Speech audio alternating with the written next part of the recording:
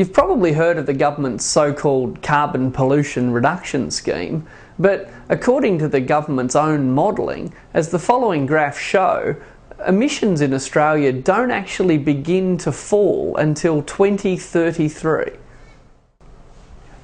According to the government, as soon as the CPRS comes in, emissions begin to fall, and as time goes on they fall faster and faster.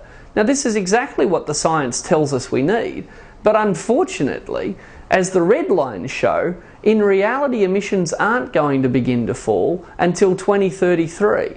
Put another way, we're not going to do anything to reduce emissions in Australia for another 25 years.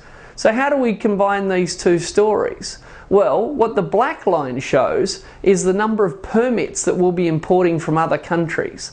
The so-called carbon pollution reduction scheme doesn't actually drive down emissions in Australia. All we're planning to do, according to the Treasury's own modelling, is to import more and more permits from other countries each year. You might be wondering what's so special about 2033. Well, according to the Treasury modelling, that's when we invent clean coal. Now, the problem is that we haven't invented clean coal yet, and it's not obvious that we'll have invented it by 2033. The other problem is we have no idea, if we can invent it, how expensive it will be, and we also have no idea how long it will take to build all those clean coal power stations.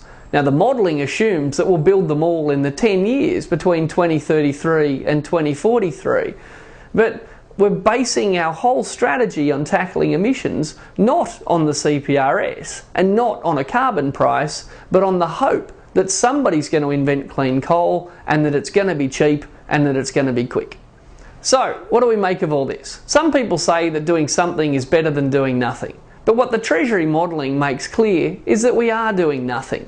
Emissions will not begin to fall until 2033, and the only reason they begin to fall in 2033 is because we're hoping to have invented clean coal by then.